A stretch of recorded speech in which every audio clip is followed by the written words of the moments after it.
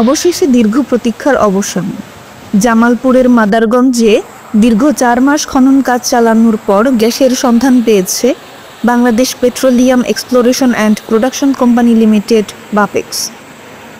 আজ রবিবার সরেজমিনে উপজেলার তারতাপাড়া এলাকায় গ্যাস উত্তোলন প্রকল্পের সীমানার ভেতরে দেখা গেছে পাইপ থেকে পানি ও গ্যাসের মাধ্যমে আগুনের শিখা বের হচ্ছে। স্থানীয়রা এই দৃশ্য দেখে উল্লাসে ফেটে পড়েছেন। জানা যায় 1980 সালে তারতাপাড়া এলাকায় প্রাথমিকভাবে গ্যাসের উপস্থিতি শনাক্ত করা যায়।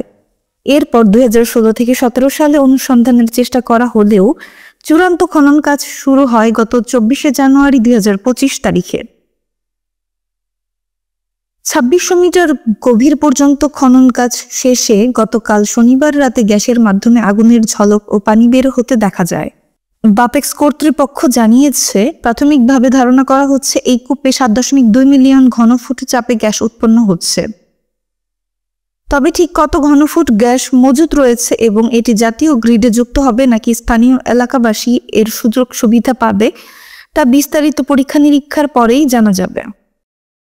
আমার নাম মোহাম্মদ মুজাম্মেল হক। আমি জামালপুর অনুসন্ধান খনন প্রকল্পের প্রকল্প পরিচালক।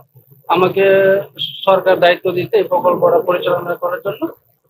গ্যাস আমরা আমাদের যে রুটিন কাজ অনুযায়ী আমাদের ওয়েল টেস্টিং এর কাজ চলমান আছে। এখন আমরা সার্ফেসে আমরা গ্যাস দেখতে পাচ্ছি, কিন্তু আমাদের বিভিন্ন ধরনের পরীক্ষা নিরীক্ষা আছে।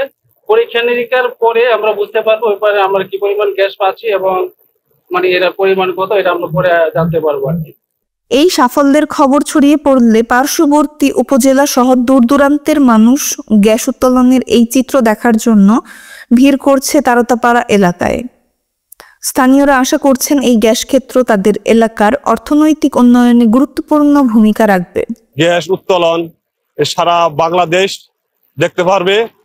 এখানে তারতাপাড়া গ্যাস বের হওয়ার কারণে মানে অনেক দূর থেকে আমি দেখতে আসছি, মাদারগঞ্জে অনেক দূর থেকে দেখতে আসছি। এখানে গ্যাসটা যদি সফলভাবে মানে বের করা হয় তাহলে মাদারগঞ্জে অনেক মানুষ উপকৃত হবে। মাদারগঞ্জ প্রতিনিধি ইয়াসিন আরাফাতের তথ্যচিত্রে আমি আলপনা আক্তার তৃষা, মিশন 90।